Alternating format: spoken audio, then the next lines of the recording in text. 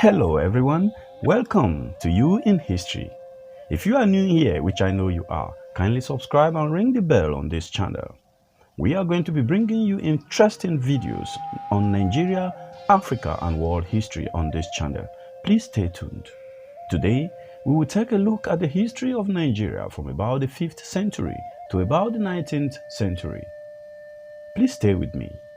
Nigeria arguably has more historic cultures and empires than any other nation in Africa. These cultures, empires or civilizations date back as far as the 5th century BC, when communities living around the southern slopes of the Jos Plateau made wonderfully expressive terracotta figures in a tradition known today as the Nook culture, a name coined from the Nigerian village where these sculptures were first unearthed. The Nook culture or Nook people are Neolithic tribes who acquired the iron technology that spread southwards through Africa. The Jos Plateau is in the center of Nigeria, but the first extensive kingdoms of the region, more than a millennium after the Nook people, are in the north and northeast, deriving their wealth from trading north through the Sahara and east into the Sudan. During the 9th century, the trading empire grows up around the Lake Chad. Its original center was east of the lake in the Kanem region, but it soon extends to Borno on the western side. In the 11th century, the ruler of the Kanem-Borno Empire converts to Islam. West of Borno, along the northern frontier of Nigeria, is the land of the Hausa people. Well placed to control trade with the forest regions of the south, the Hausa developed a number of small but stable kingdoms, each ruled from a strong walled city. They are often threatened by larger neighbors, from Mali and Gao to the west, and Borno to the east. But the Hausa traders benefit also from being on the route between these empires. By the 14th century, they too became Muslim. In the savanna grasslands and the forest regions west of the Niger, between the Hausa kingdom and the coast, the Yoruba people are the dominant tribe. Here, they established two powerful states. The first is Ife, on the border between forest and savanna. Famous now for its sculpture, Ife flourishes from the 11th to the 15th century. In the 16th century, a larger Yoruba empire develops, based slightly further from the forest of Oyo. Using the profit of trade to develop a forceful cavalry, Oyo grows in strength during the 16th century. By the end of the 18th century, the ruler of Oyo are controlling the region from the Niger to the west of Dahomey. Meanwhile, firmly within the forest, the best known of all the Nigerian kingdoms established itself in the 15th century from small beginnings in the 13th century. Benin becomes a name internationally known for its cast metal sculptures in a tradition inherited from the Ife. In terms of extent, Benin is no match for Oyo, its contemporary to the north. In the 15th century, the region brought under central control is a mere 70 miles across, people and places being harder to subdue in the tropical forest than on the savanna. Though a century later, Benin stretches from the Niger Delta in the east to Lagos in the west. But Benin's fame was based on factors other than power. This is a coastal kingdom which the Portuguese discovered when they reached the mouth of the Niger in the 1470s, bringing back to Europe the first news of the superb African artifact and of the ceremonial splendor of Benin's Oba, or kings. In the 19th century, they scandalized the West by their use of human sacrifices in court rituals, and they have stamina.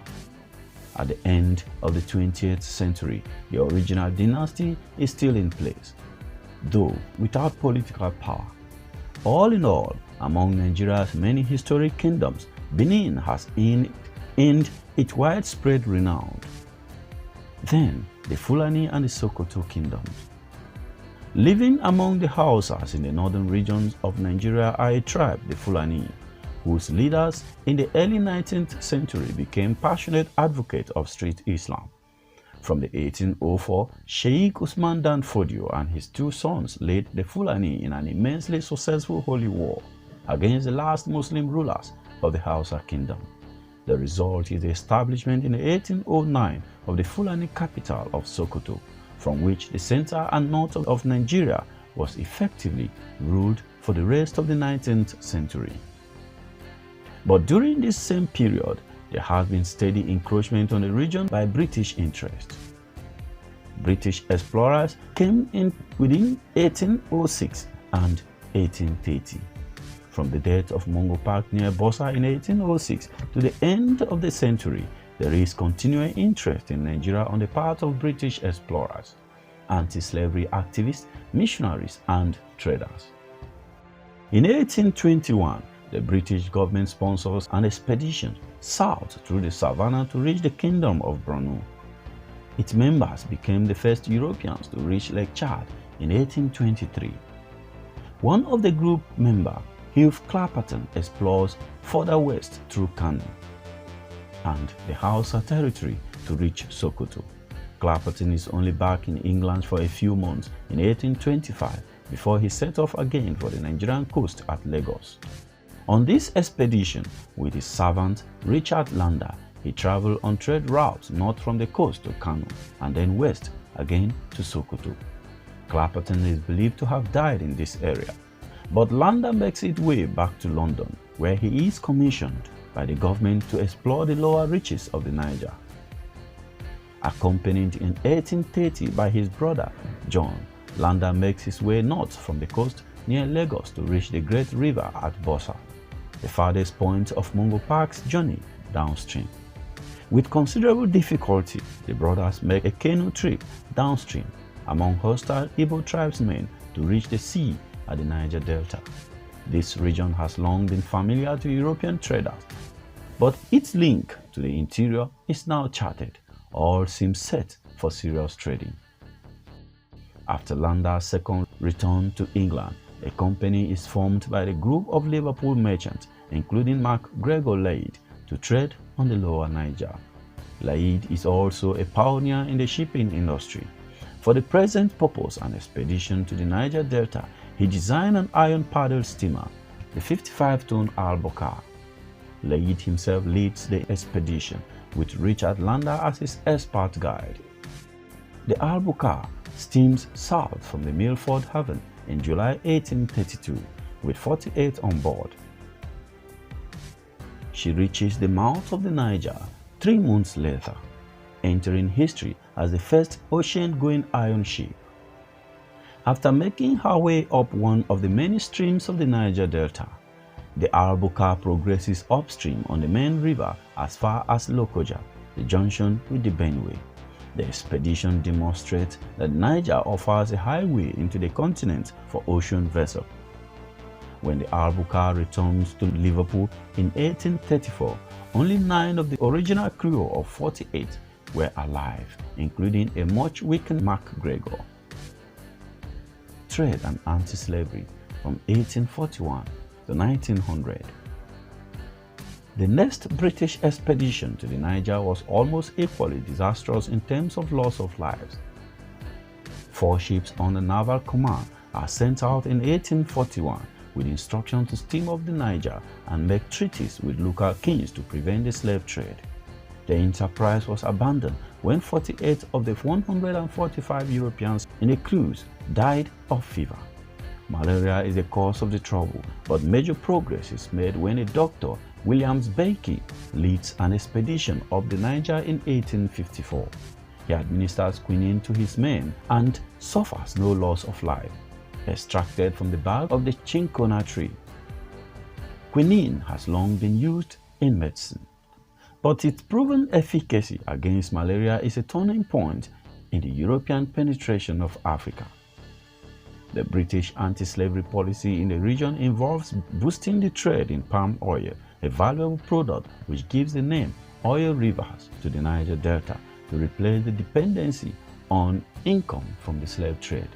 It transpires later that this is somewhat counterproductive, causing the upriver chieftains to acquire more slaves to meet the increased demand for palm oil.